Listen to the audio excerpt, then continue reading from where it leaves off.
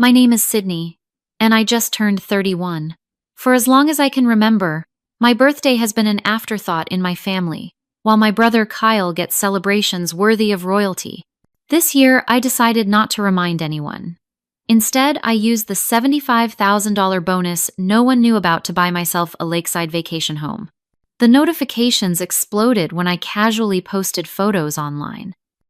Before I dive into how I finally stood up for myself without saying a word, drop a comment letting me know where you're watching from, and subscribe if you've ever had to create your own celebration when others forgot what matters to you.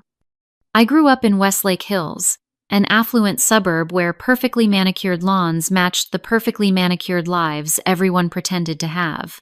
Our 5-bedroom colonial was the backdrop for what looked like the perfect American family from the outside. But inside those walls, the dynamic was crystal clear. My brother Kyle was the sun, and everyone else simply orbited around him. My father Harold built his wealth through corporate law, climbing to chief legal counsel for a Fortune 500 company by the time I was in middle school. He never missed an opportunity to brag about Kyle following in his footsteps. When Kyle made the high school debate team, Dad took the entire family out to the most expensive restaurant in town. When I was accepted into the National Honor Society with a perfect 4.0 GPA, he absently patted my shoulder and said, "That's nice, sweetheart," before returning to his newspaper. My mother Elaine was no better. A former beauty queen turned country club socialite, she dedicated her life to showcasing Kyle's achievements. Our living room walls were a shrine to Kyle, trophies, certificates, and professional photographs documenting every milestone. My academic awards were tucked away in a box in the attic that I discovered by accident while looking for Christmas decorations when I was 14. The contrast between how our accomplishments were treated became painfully obvious on my 10th birthday. I woke up excited, bouncing down the stairs, expecting at least pancakes with candles. Instead, I found my parents and Kyle huddled around college brochures. Kyle was graduating high school that year, and apparently his college tour planning couldn't wait even on my birthday. The day passed without a cake, a card, or even an acknowledgement until my mother gasped around dinner time. "Oh goodness, Sydney, I completely forgot today was your birthday," she exclaimed, looking more embarrassed than sorry. "We've been so busy with Kyle's college applications." Dad barely looked up from his plate. "We'll get you something next weekend," he promised. A promise that was forgotten as easily as my birthday had been. Kyle, for his part, never seemed to notice the disparity in our treatment. At 4 years older, he accepted the adoration as his birthright, soaking up attention like a sponge. While not deliberately cruel to me, he existed in a bubble of privilege that made him oblivious to how I was sidelined. When he did notice, he would toss me a generic compliment or offer to let me tag along with his friends, as though doing me an enormous favor. Family gatherings were particularly painful. Grandparents, aunts, uncles, and cousins would flock to Kyle, asking about his latest achievements, girlfriends, or career plans. I would sit quietly, picking at my food, occasionally answering questions about school, but mostly feeling invisible. Holiday dinners inevitably turned into celebrations of whatever Kyle had most recently accomplished, with toast after toast raised to his success. When I was 16, I tried talking to my parents about how their favoritism made me feel. It took weeks to work up the courage, planning my words carefully so I wouldn't sound whiny or jealous. I approached them one evening while Kyle was at a friend's house. "Mom, Dad, can we talk about something?" I began, my heart pounding. "Of course, honey," Mom replied, though she continued scrolling through her phone. I took a deep breath. "I feel like there's a big difference in how you treat me and Kyle. Like my accomplishments don't matter as much." Dad lowered his reading glasses, looking irritated at the interruption. "That's ridiculous, Sydney. We're very proud of both our children." "But you never show it with me," I pushed back, voice trembling. "You forget my events, my birthdays, but Kyle gets parties and presents and constant praise." Mom finally put down her phone, sighing dramatically. "Sweetie, your brother is at a critical point in his life. His achievements now will determine his entire future. You're still young." Your time will come. Besides, Dad added dismissively, Kyle puts himself out there more. You've always been the quiet one. We can't celebrate what we don't know about. The conversation ended with reassurances that they loved us equally, but nothing changed. If anything, pointing out the disparity made them defensive and even less attentive to my achievements. College was my escape. I chose Northwestern, partly for its excellent communications program, but mostly because it was far enough from home to build my own life. I thought the distance might make them miss me, might make them see me as an individual, rather than just Kyle's little sister. I hoped that absence would make their hearts grow fonder, that they might realize what they were missing by overlooking me all these years. I was wrong. The pattern of forgotten birthdays didn't improve with age or distance. If anything, being away at college and then building my career in Chicago made it even easier for my family to push my special days to the back burner. 3 birthdays stand out as particularly painful benchmarks in my ongoing invisibility. My 16th birthday should have been special. In our community, Sweet 16 parties were almost as elaborate as weddings, with girls getting professional photo shoots, catered events, and sometimes even cars as gifts. For weeks leading up to the date, I dropped hints to my parents, left Sweet 16 party planning magazines open on the coffee table, and even circled the date on every calendar in the house. 2 days before my birthday, Mom casually mentioned over dinner, "Sydney, we need to drop you at Grandma Joanne's this weekend. Dad and I are taking Kyle to visit the Stanford campus for a special alumni recruitment event. It was a last-minute invitation we couldn't pass up." "This weekend?" I echoed, my voice small. "But Saturday is my birthday, my 16th birthday." The flash of recognition, followed by guilt on my mother's face, told me everything. She had completely forgotten, again. "Oh, sweetie, I am so sorry," she said, reaching for my hand across the table. "The Stanford visit was scheduled months ago. It's such an important opportunity for Kyle. We can celebrate when we get back, maybe take you shopping for something special." Kyle at least had the decency to look uncomfortable, poking at his mashed potatoes while avoiding eye contact. Dad, however, seemed irritated by the inconvenience of my feelings. "Stanford is Kyle's dream school, Sydney. This could determine his entire future. Surely you can understand that's more important than a birthday party that could happen any day." I spent my Sweet 16 eating stale coffee cake with my grandmother, who at least remembered to buy a card, while my social media filled with photos of classmates having elaborate celebrations with their families. Meanwhile, my parents posted multiple pictures of Kyle touring Stanford, captioned with glowing pride about their brilliant son following tradition. My 21st birthday, another milestone, coincided with Kyle's engagement to his college girlfriend, Amanda. Rather than recognizing we could celebrate both occasions, my parents scheduled an elaborate engagement party for the exact weekend of my birthday. When I pointed this out during a phone call, my mother sounded genuinely perplexed. "But sweetie, engagements are once-in-a-lifetime events, and all the family is already flying in for this. You can have drinks with your college friends anytime." I attended the engagement party, smiled in photos, and gave a toast to my brother and future sister-in-law. No one mentioned it was also my birthday weekend until my cousin Megan, always more perceptive than the rest, pulled me aside. "Isn't your birthday this weekend too?" she asked, genuine concern in her eyes. "Yesterday, actually," I admitted quietly. "Oh God, Sydney, that's awful. Did they even acknowledge it?" I shrugged, trying to seem unbothered, though my eyes burned with unshed tears. "Mom sent a text yesterday morning. Dad hasn't mentioned it." Megan looked across the room at my parents, beaming proudly as they showed off Kyle and Amanda to distant relatives.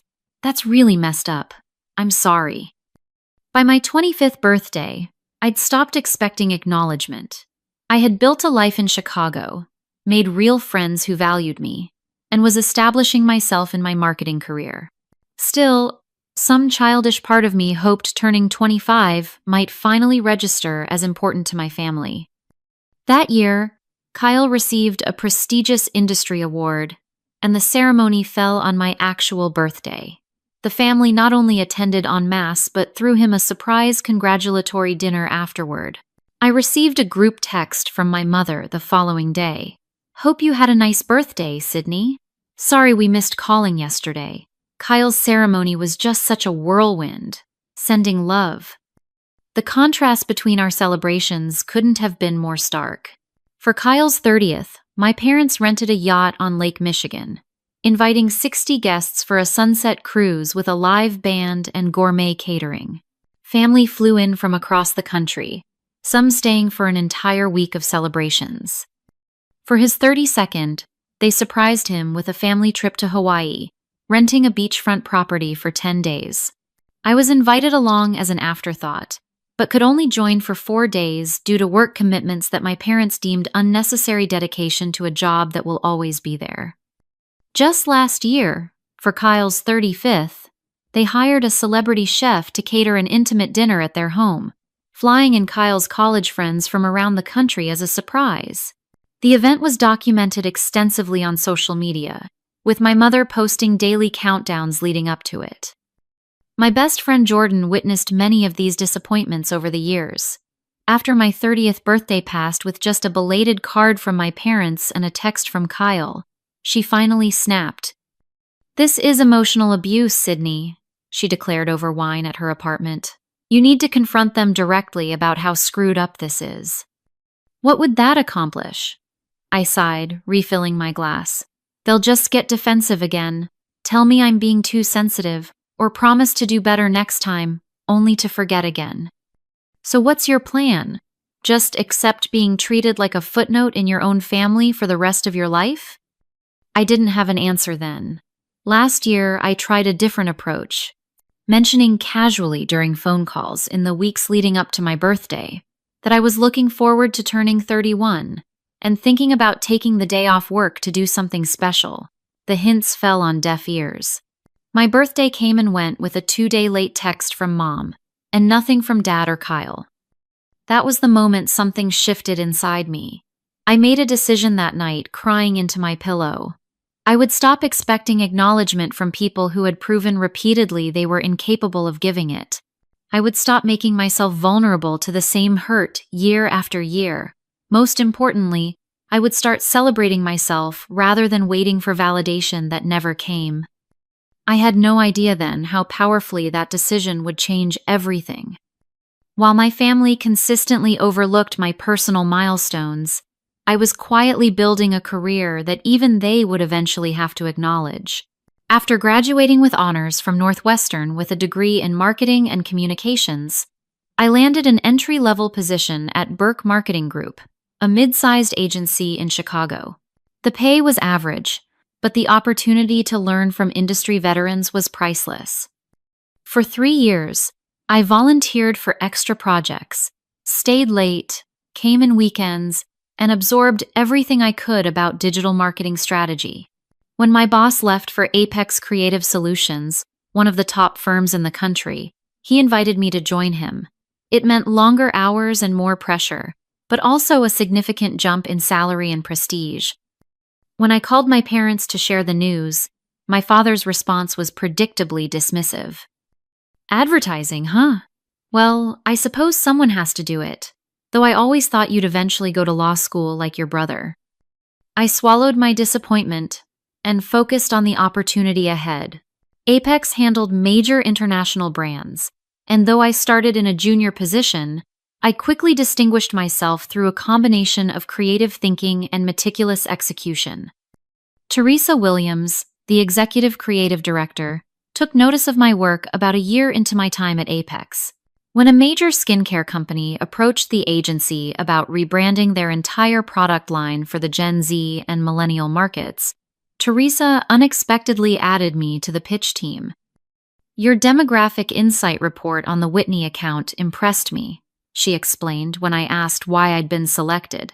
"You understand these younger consumers in a way some of our more senior people don't. I need that perspective for this pitch." The pitch was successful, and suddenly I found myself second in command on a multi-million-dollar account. For the next 2 years, I worked tirelessly on the campaign, often arriving at the office before sunrise and leaving well after dark. I missed friends' birthdays, canceled vacation plans, and pushed my personal life aside to ensure the launch was perfect. My dedication went beyond the required. I created detailed buyer personas, insisted on extensive focus group testing, and personally rewrote copy that didn't feel authentic to the target demographic. When other team members complained about my perfectionism, Teresa backed me completely. "Sydney has a vision for this campaign," she told them. "Trust her instincts." The launch exceeded all expectations. The skincare line saw a 37% increase in sales within the first quarter, with particularly strong performance in previously untapped younger markets. Industry publications featured case studies on our approach, and the client immediately increased their annual marketing budget with Apex. 4 months after the successful launch, all employees were called to an unexpected company-wide meeting. The CEO, Martin Green, rarely addressed the entire staff, so speculation ran wild as we filed into the conference center.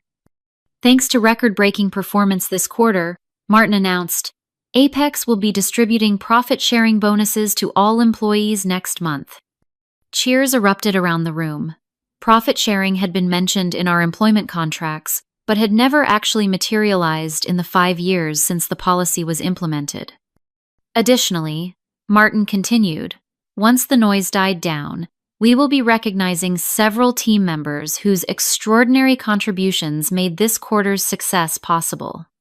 He proceeded to call up various department heads and senior executives who gave brief speeches about their team's accomplishments. I applauded along with everyone else, genuinely happy for my colleagues' recognition. When Teresa took the microphone, she spoke about the skincare account and its unprecedented success. But the real architect of this campaign, she said, was someone who embodies the future of Apex. Sydney Marshall, would you please join me? Stunned, I made my way to the front of the room, while my colleagues applauded. Teresa highlighted specific elements of the campaign that had proven most effective, crediting me by name for each innovation. Martin returned to the microphone, shaking my hand firmly. Sydney represents the kind of talent that drives Apex forward, he said, and we believe in rewarding exceptional performance.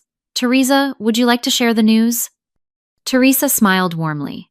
Sydney, in recognition of your contribution to the most successful campaign in Apex history, the board has approved a special performance bonus of $75,000 to be paid in addition to your regular profit sharing. The room erupted again. I stood frozen, certain I had misheard. $75,000 was nearly my entire annual salary. As the meeting concluded, colleagues surrounded me with congratulations and good-natured jokes about what I would do with the money. Later that afternoon, I received a formal letter confirming the bonus and detailing the tax withholding information. It would be deposited within 2 weeks. I sat at my desk, staring at the letter in disbelief. My first instinct was to call my parents. Surely this kind of professional accomplishment, with such tangible financial recognition, would finally impress them. I picked up my phone, then slowly set it down again. Just the previous month, during a rare visit home, I had attempted to share some news about a smaller industry award I'd received. My father had interrupted me mid-sentence to take a call from Kyle, then completely forgotten I was telling him something when he returned to the table. Later, when I tried again, he had remarked, "That advertising stuff is fine for now, Sydney, but when are you going to do something substantial with your career?" The memory of that dismissal was still fresh. I realized that sharing my bonus news would likely result in similar minimization. Or worse, they might suddenly show interest in my finances after years of treating my career as trivial. Either way, the moment that should bring pride would instead leave me hurt again. I decided then to keep the bonus information private. This achievement was mine alone, earned through dedication my family had never acknowledged or supported. The validation from my industry, peers, and mentors meant more than my family's belated approval ever could. That night, I opened a new high-yield savings account and set up the deposit information for when the bonus arrived. For the first time in my adult life, I would have significant savings beyond my emergency fund. Financial independence had always been important to me, but this windfall represented something deeper, concrete recognition of my worth that no one could diminish or ignore. I celebrated quietly that evening with Jordan, who screamed and jumped around my apartment when I told her. "This is huge, Sid. We need champagne. The expensive kind," she insisted, already ordering delivery from the nearest liquor store. As we toasted my success later, Jordan asked the inevitable question, "So what are you going to do with all that money?" I smiled, suddenly feeling lighter than I had in years. "I'm not sure yet, but whatever it is, it will be just for me." I had no idea then how prophetic those words would become, or how they would set in motion a chain of events that would finally force my family to see me clearly. As my 31st birthday approached, the familiar signs that my family would once again forget appeared right on schedule. The family group chat buzzed constantly with discussions about Kyle's upcoming job promotion party. After 10 years with his law firm, he was being made junior partner, an achievement my father repeatedly called the proudest moment of my life. My mother sent multiple messages about the party planning, debating menu options, asking for input on decorations, and coordinating extended family travel arrangements. The celebration was scheduled for 3 weeks after my birthday, but the planning consumed all family communication. 2 weeks before my birthday, my mother called to discuss the family gift for Kyle. "We're thinking of going in together on a luxury watch," she explained, "something he can wear proudly in the courtroom. It would be about $500 from each of us." I agreed to contribute, knowing it was easier than explaining why I might hesitate. As the call ended, my mother added, "Oh, and we need you to take Friday off in 3 weeks for the party. Your father is insisting everyone be there Thursday evening for a family dinner before the main event Friday." Neither of them mentioned my upcoming birthday, though it was marked on the family calendar I knew hung in their kitchen. After last year's disappointment, I had made a deliberate choice not to remind them. This year, I wanted to see what would happen if I said absolutely nothing. The morning of my birthday arrived. A perfect spring Tuesday with sunlight streaming through my bedroom windows. I checked my phone, emails from work, texts from Jordan and 2 other friends, birthday notifications from various retailers offering free items or discounts, but nothing from my family. Not even the perfunctory text my mother usually remembered to send by mid-afternoon. I had taken the day off work without telling anyone in my family, a small act of rebellion, claiming the day for myself when they couldn't be bothered to acknowledge it. After a leisurely shower, I dressed in my favorite outfit and walked to a French cafe near my apartment, treating myself to an extravagant breakfast of croissants, fresh fruit, and excellent coffee. Sitting by the window, I scrolled through property listings on my phone, something I had been doing casually for months. With Chicago's real estate prices, I had assumed homeownership was years away, but my unexpected bonus had changed the equation. Initially, I had planned to simply invest the money, but as I sipped my coffee, a different idea took shape. A listing caught my eye, a lakefront cottage 2 hours from Chicago, in a small Michigan town known for its scenic beauty and proximity to wineries and hiking trails. The 3-bedroom home needed some cosmetic updates but had solid bones, an amazing deck overlooking the water, and best of all, was listed at a price that would make the bonus sufficient for a substantial down payment. On a whim, I called the listed agent, half expecting to leave a message. To my surprise, Patricia answered immediately. "I'm actually in Chicago today showing properties," she said when I explained my interest. "I could meet you this afternoon to discuss the lake house if you're serious." 3 hours later, I sat across from Patricia at another cafe, reviewing detailed information about the property and the surrounding area. "Investment properties in this region have been appreciating steadily," she explained, showing me comparable sales data.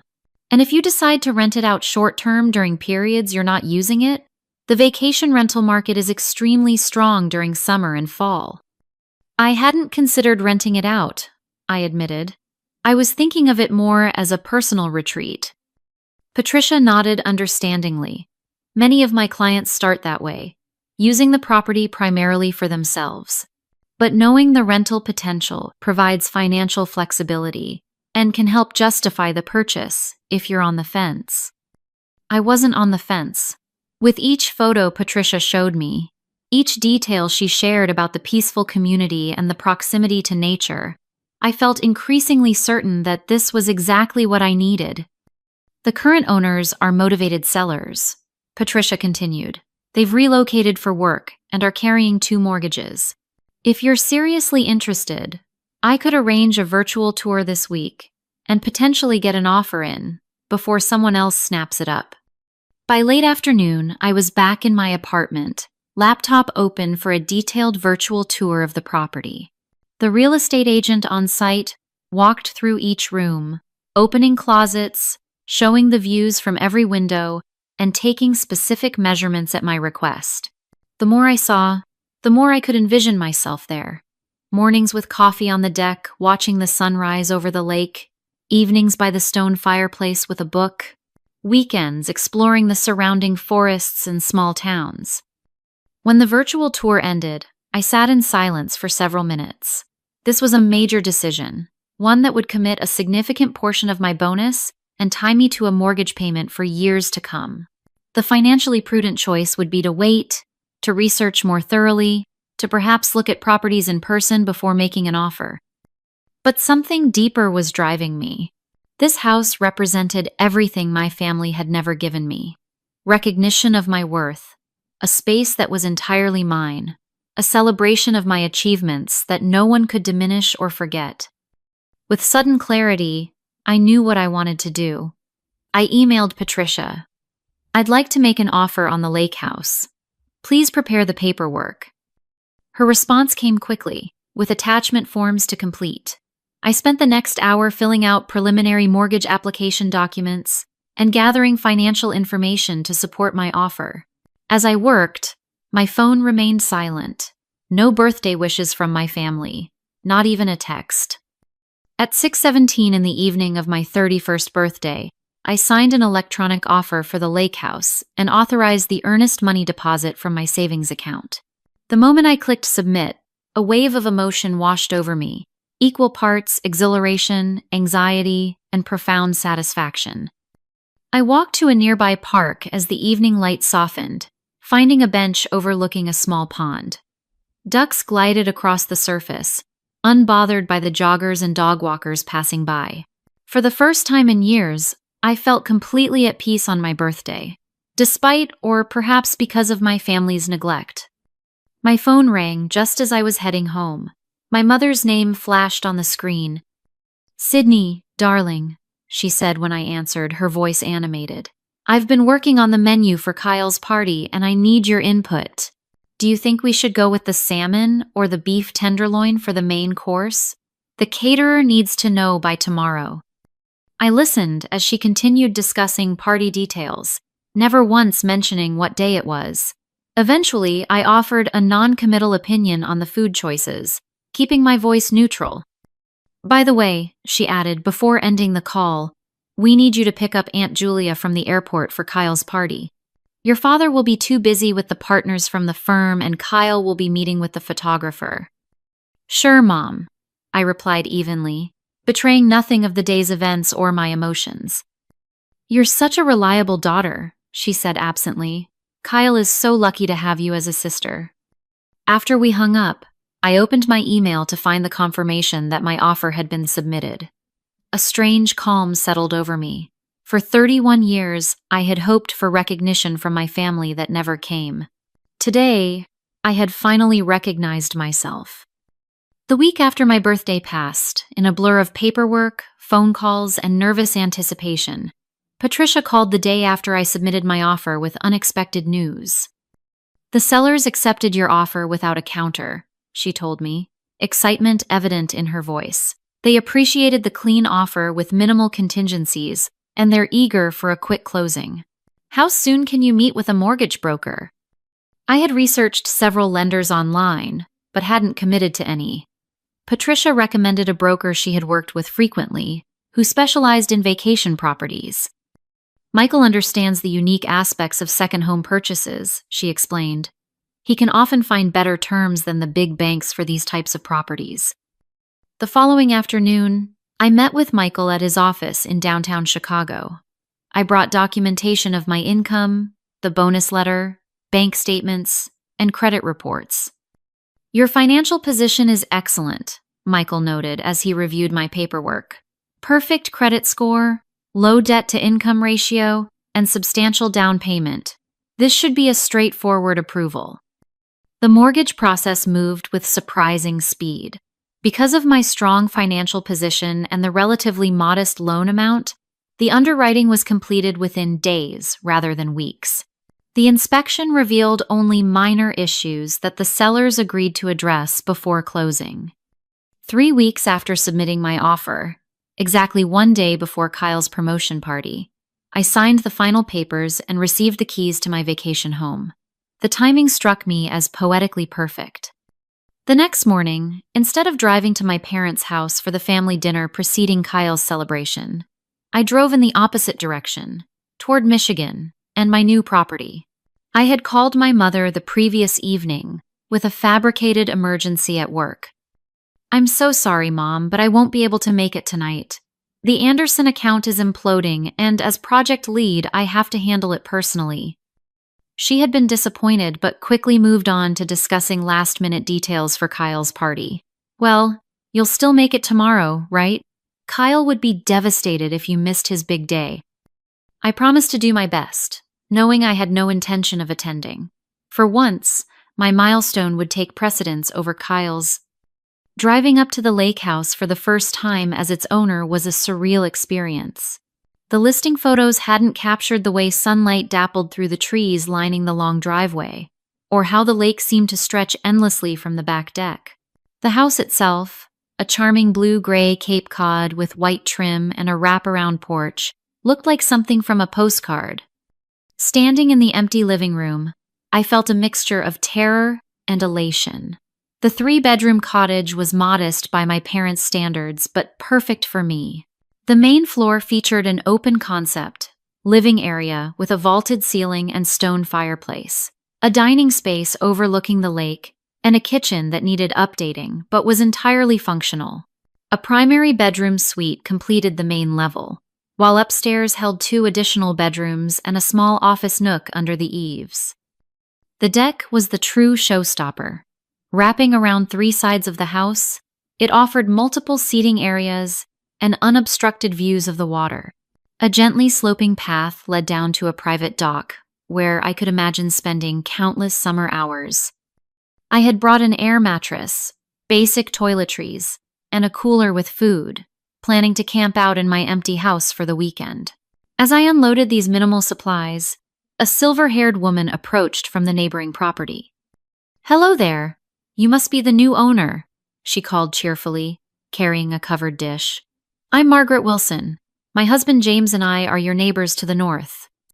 Margaret insisted I join them for dinner, brushing aside my protests about imposing. "Nonsense!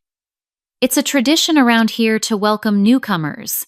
Besides, I've made far too much lasagna for just the 2 of us." That evening, sitting on Margaret and James's screened porch with a glass of locally made wine, I learned about the close-knit lakeside community. Most owners were a mix of retirees and professionals with primary homes in Chicago or Detroit, using the lake houses for weekends and vacations. "You'll love it here," James assured me. "Summer brings boating and swimming.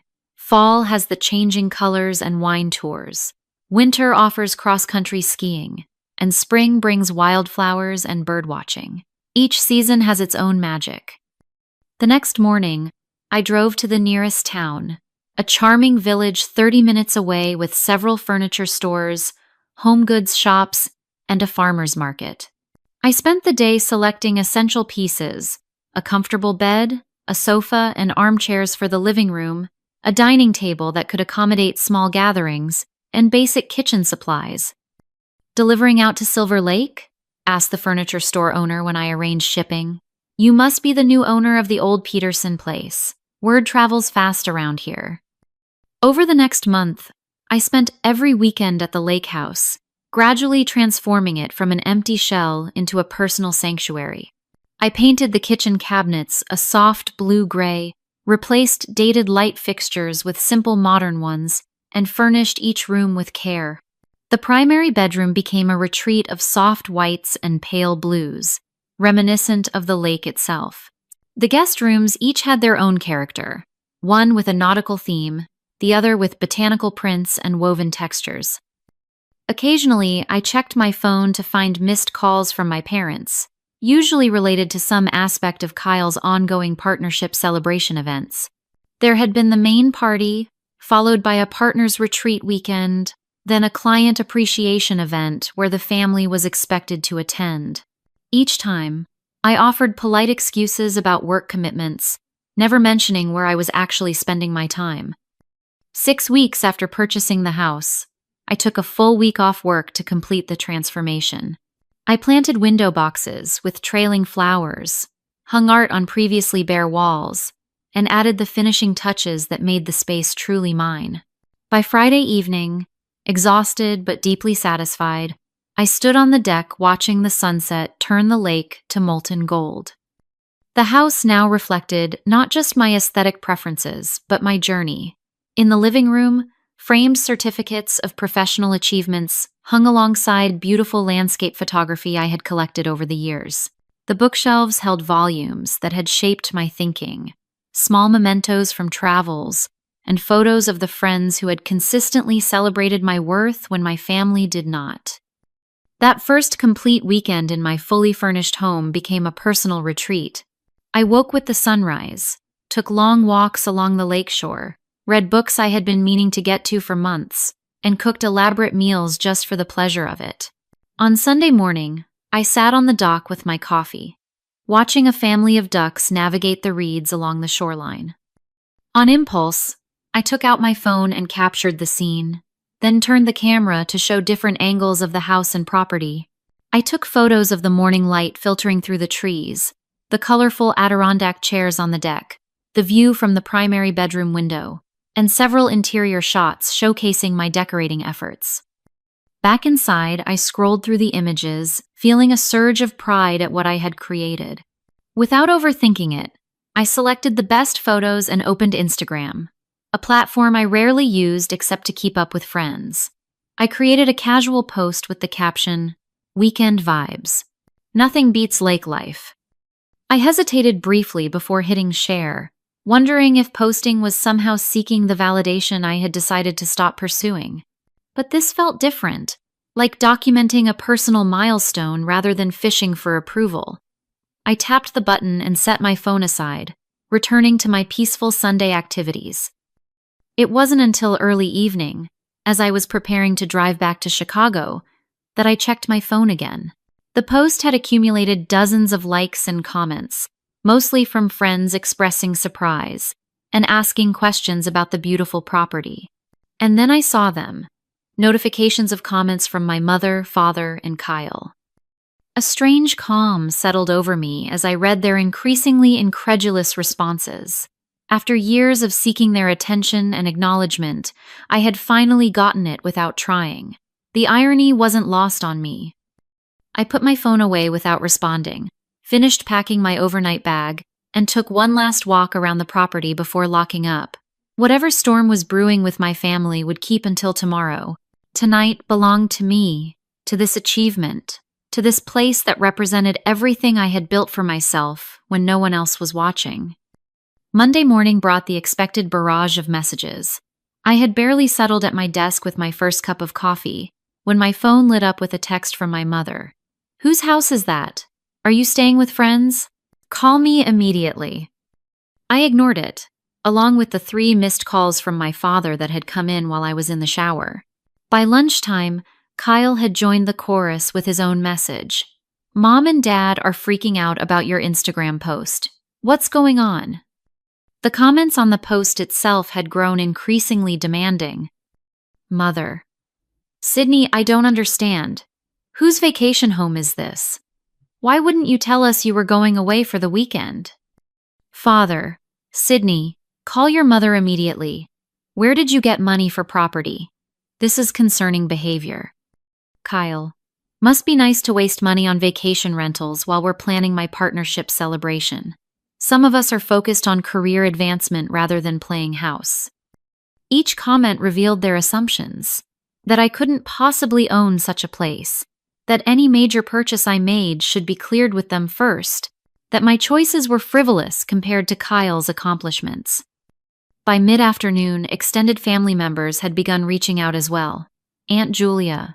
Lovely photos, Sydney. I didn't know you bought a lake house. Your mother seemed surprised too. Cousin Megan was more direct. OMG, did you buy a house without telling anyone? The family group chat is exploding. Just before 5, a group text arrived from my mother. Family dinner this Thursday at 7. No excuses, Sydney. We need to discuss several things as a family. The 3 days leading up to Thursday's dinner were surprisingly peaceful. I had expected continued calls and messages, but after the initial flurry, an ominous silence fell. I knew they were waiting for the in-person confrontation, gathering their arguments and grievances to present as a unified front. Thursday evening arrived with a spring thunderstorm that matched my turbulent emotions. I considered canceling, claiming illness, or work obligations, but something had fundamentally shifted inside me. For the first time, I wasn't afraid of their disapproval or dismissal. I had built something they couldn't diminish, achieved success they couldn't ignore. I arrived at my parents' home precisely at 7, parking behind Kyle's BMW in the circular driveway. Taking a deep breath, I rang the doorbell rather than using my key, a small act that positioned me as a guest rather than the perpetually available daughter. My mother opened the door, her expression a careful mask of neutrality. Sydney, come in. Everyone's in the living room. The atmosphere was tense, with my father standing by the fireplace, drink in hand, and Kyle seated in an armchair, scrolling through his phone. Both looked up as I entered, their expressions mirroring my mother's forced composure. Drink, my father offered curtly. White wine, please, I replied, taking a seat on the sofa. We engaged in stilted small talk through appetizers, discussing the unseasonable weather and an upcoming charity gala my mother was helping organize. No one mentioned the lake house or my Instagram post, though it hung in the air between us like an uninvited guest. It wasn't until we were seated at the dining room table, plates of my mother's signature roast beef before us, that my father finally broached the subject. So, Sydney, he began, his lawyer voice in full effect, would you care to explain the photos you posted? Whose property is that? I took a sip of wine, meeting his gaze directly. It's mine. I bought it last month. The silence that followed was broken by my mother's nervous laugh. That's not possible, darling. Houses cost hundreds of thousands of dollars. Yes, they do, I agreed calmly. This one cost $340,000. I put $75,000 down and financed the rest. Kyle's fork clattered against his plate. Where would you get $75,000 for a down payment? That's ridiculous. I turned to him, maintaining my composure. I received a performance bonus at work for leading the most successful campaign in the company's history. My father frowned, setting down his knife with deliberate precision. You never mentioned any bonus, or any significant campaign for that matter. No, I didn't, I acknowledged. Just like none of you mentioned my birthday 3 weeks ago. The reference to my forgotten birthday created another awkward silence, quickly broken by my mother's defensive response. Sydney, we've been incredibly busy with Kyle's partnership celebrations. These are once-in-a-lifetime events that required all our attention. They always are, I replied softly. Every year, there's some reason my birthday isn't worth remembering, while Kyle's accomplishments merit weeks of celebration. Kyle shifted uncomfortably in his chair. That's not fair, Sid. Nobody deliberately forgot your birthday. Didn't they? I asked, meeting each of their eyes in turn.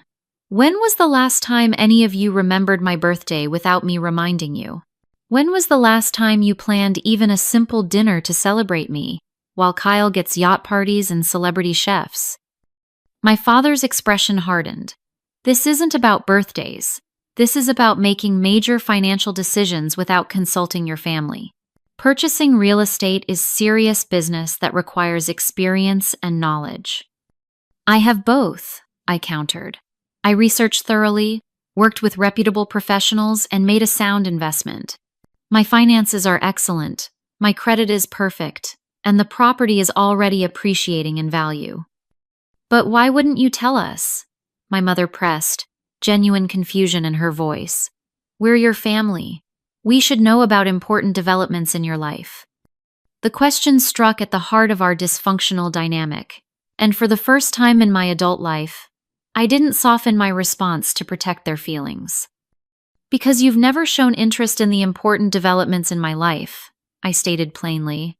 My academic achievements, career milestones, and personal celebrations have always been afterthoughts, if they're acknowledged at all. Why would I share my success with people who have consistently devalued it?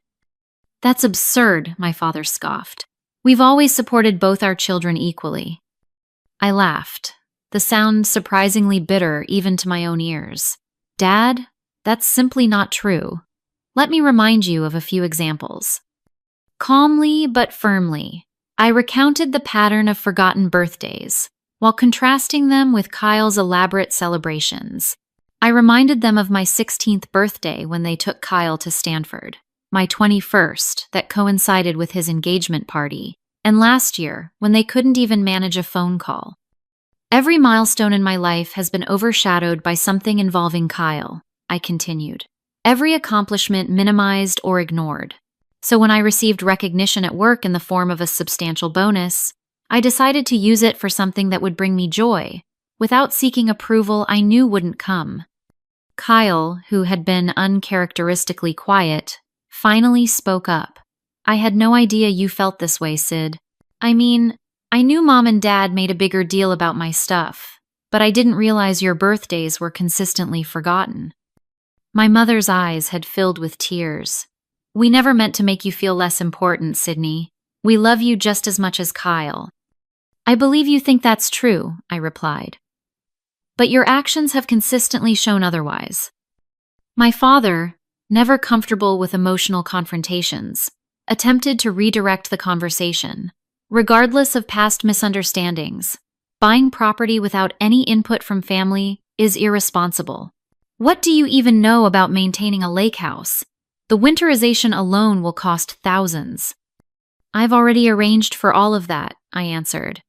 And I've made connections with local service providers and neighbors who have been incredibly welcoming and helpful, unlike my own family. There's no need to be harsh, Sydney, my mother admonished. We're simply concerned about such a major decision. No, you're concerned that I made a major decision without your input or control, I corrected her. You're concerned that I achieved something substantial that had nothing to do with Kyle. Mostly, you're concerned that I finally stopped seeking validation from people who have proven repeatedly they won't give it. I stood up, placing my napkin beside my barely touched dinner. I'm not interested in your approval of my purchase. I'm not interested in your belated concern about my birthday or my feelings. What I am interested in is being recognized as an independent adult who has built a successful life, despite, not because of my family's support. My father rose as well, his face flushed with anger. You're being dramatic and ungrateful. Everything we've done has been for both our children's benefit. I'm being honest, I countered, perhaps for the first time. And if honesty seems dramatic to you, that says more about our family dynamic than it does about me. I gathered my purse and jacket, suddenly eager to be anywhere but there. I won't be attending the remainder of Kyle's partnership celebrations. I have a lake house to enjoy, and a life to live that doesn't revolve around being a supporting character in the Kyle show. Kyle looked genuinely distressed. Sid, wait, don't leave like this. I'm not leaving like this, I replied, softening slightly at his evident concern. I'm leaving as someone who has finally recognized her own worth when her family couldn't. There's a difference. My mother followed me to the door, tears now streaming down her face. "Sydney, please. We can fix this. We can do better." I turned to her one last time before stepping outside into the now gentle rain. "Maybe you can, but I'm not holding my breath waiting for it anymore." The drive back to my apartment should have felt terrible after such a confrontation, but instead, I experienced a profound sense of relief. For years, I had carried the weight of their neglect, trying to make myself smaller, more accommodating, less needy in hopes they might finally see me. Laying down that burden felt like flying. Instead of returning to my apartment, I made a spontaneous decision to drive straight to the lake house. It was a Thursday night, and I had work the next day. But suddenly, nothing seemed more important than waking up in the space I had created for myself, surrounded by tangible proof of my worth. As I drove through the night, rain giving way to clear skies dotted with stars, I felt a lifetime of pent-up emotions finally finding release. I had stood up for myself, named the pattern of neglect without minimizing it, and walked away with my dignity intact. The lake house awaited, a beacon of self-determination at the end of a long, dark road. The week following the confrontation passed in complete silence from my family. No calls, no texts, no emails.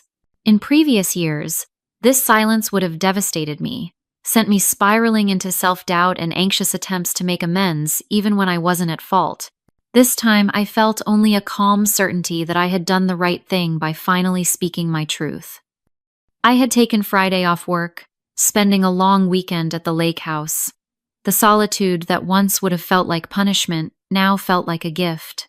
I walked along the shoreline, collecting smooth stones, read books on the deck, and introduced myself to more neighbors. Each small interaction reinforced that I was building a life entirely my own, defined by my choices rather than my family's perception. On Sunday evening, as I was preparing to return to Chicago, my phone displayed a notification I hadn't expected, a text from Kyle. "Can we talk? Just us. No mom and dad." We arranged to meet for coffee the following Saturday in a neutral location, a cafe halfway between Chicago and our parents' suburb. I arrived first, securing a quiet table in the corner, where our conversation wouldn't be overheard. Kyle looked uncharacteristically unsettled when he arrived, his usually perfect appearance slightly rumpled, dark circles under his eyes, suggesting sleepless nights. "Thanks for meeting me," he began awkwardly, fidgeting with his coffee cup. "I've been doing a lot of thinking since Thursday." "About what?" I asked, neither hostile nor particularly warm. He met my eyes directly for perhaps the first time in our adult relationship. "About how right you were. About all of it. The forgotten birthdays, the constant spotlight on my achievements, the way they've always treated us differently. You never noticed before?" I couldn't keep the skepticism from my voice. "I think part of me did," he admitted, "but it was easier not to examine it too closely. I benefited from the imbalance, so why question it? That sounds terrible when I say it out loud." "It does," I agreed, "but I appreciate your honesty." Kyle ran a hand through his hair, a nervous gesture I remembered from childhood. "After you left, Mom cried for hours. Dad just kept pouring drinks and muttering about ingratitude. I started thinking about all the birthdays you mentioned, realizing I couldn't remember a single celebration for you in recent years. Then I started looking back at family photos." He pulled out his phone, opening his photo gallery. "Look at this, Mom and Dad's anniversary last year." The photo showed our parents flanked by Kyle and his wife, with me standing slightly apart, as though I had been included as an afterthought. He swiped to another image. Christmas 3 years ago. Again, the composition placed Kyle centrally with our parents, while I was positioned on the periphery. "It's in every photo, Sydney. You're literally marginalized in our family pictures. Once I saw it, I couldn't unsee it." I nodded, unsurprised by the visual confirmation of what I had felt for decades. "I'm sorry," Kyle said quietly. "I'm sorry I never noticed, never spoke up, never made sure you were included. I've been so caught up in my own life, accepting their favoritism as my due without considering what that meant for you. His apology, unexpected and seemingly genuine, loosened something tight in my chest. Thank you for saying that. Your lake house is beautiful, by the way, he added with a small smile. I looked more closely at your photos after you left. It suits you somehow. Elegant but not showy, comfortable but still sophisticated. We talked for nearly 3 hours, longer than we had spoken one-on-one in years. Kyle shared his own complicated feelings about our parents' expectations, the pressure of being the golden child, the fear of disappointing them that drove many of his life choices. I spoke about my marketing career, my friendships, and my growing confidence in my own path. Would you consider coming to the lake house sometime? I asked as we prepared to leave. Not right away, but maybe in a few weeks? I could show you around, introduce you to my neighbors. I'd like that, he replied, genuine warmth in his voice. And Sydney, happy belated birthday. The following weekend, my best friend Jordan finally visited the lake house, bringing champagne, gourmet snacks, and a belated birthday gift. A beautiful wind chime for the deck that sent melodic notes, dancing across the water when the breeze caught it. This place is absolutely you, she declared after the grand tour.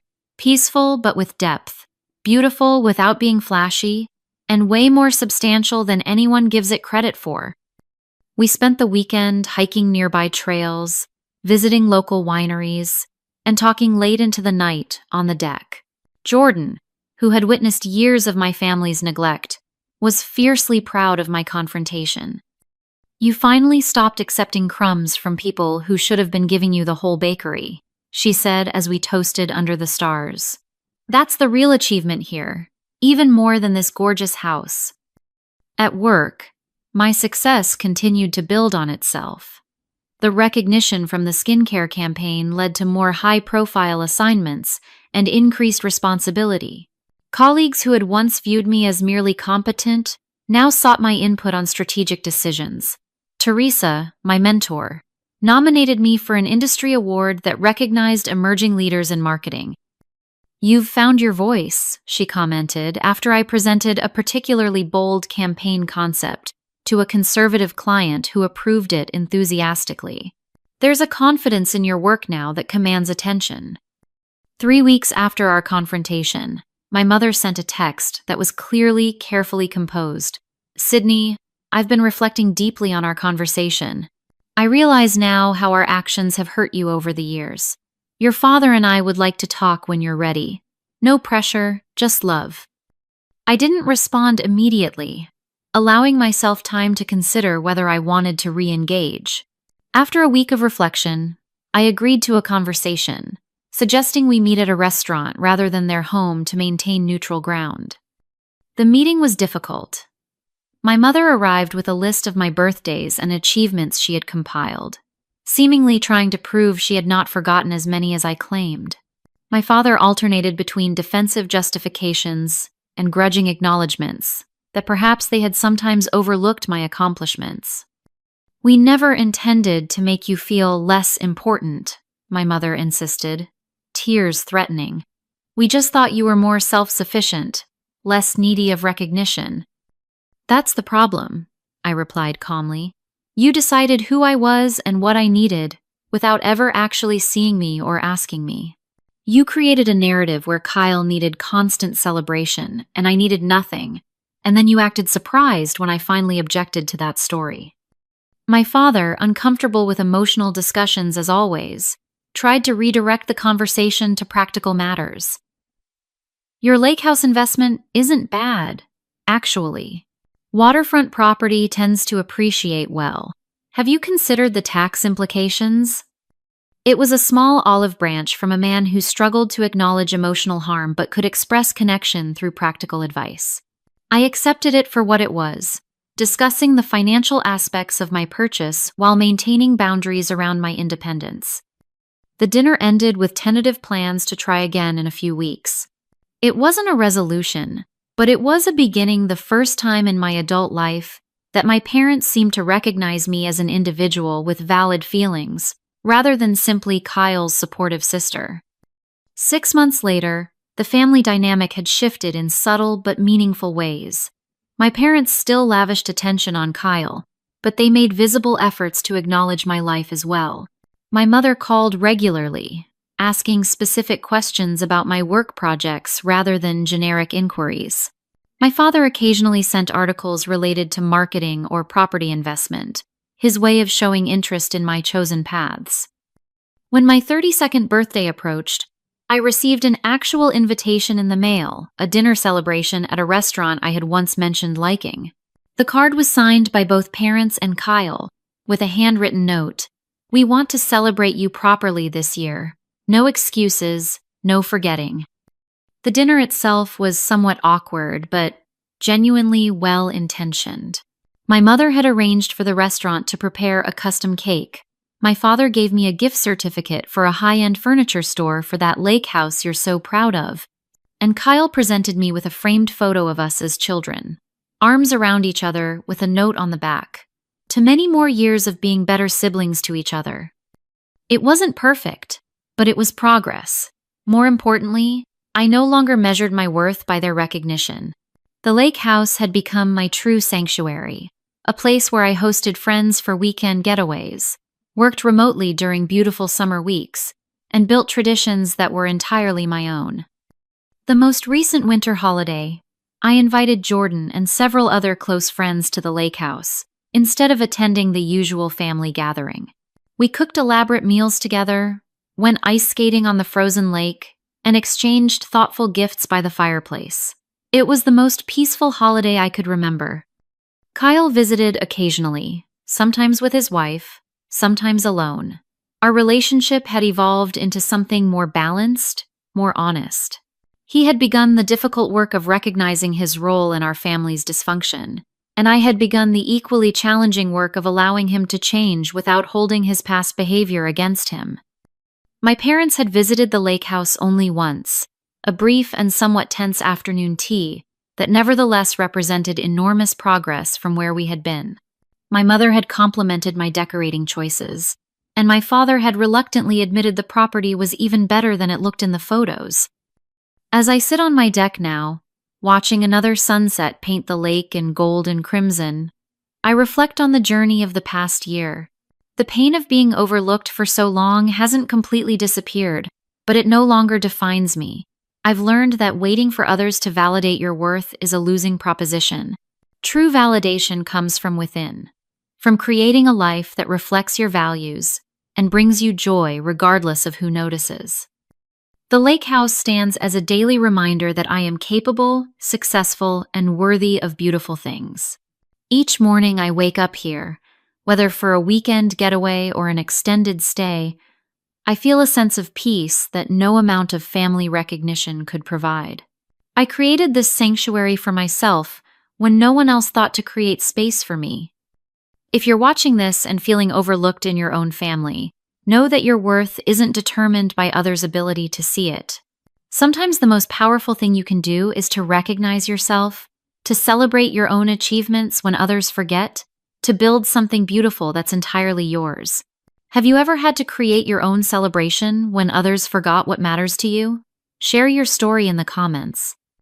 If this resonated with you, please like, subscribe, and share with someone who might need to hear that they deserve to be celebrated, even if they have to be the one to throw the party. Thank you for listening to my story. And remember, sometimes the family that truly appreciates you is the one you build for yourself.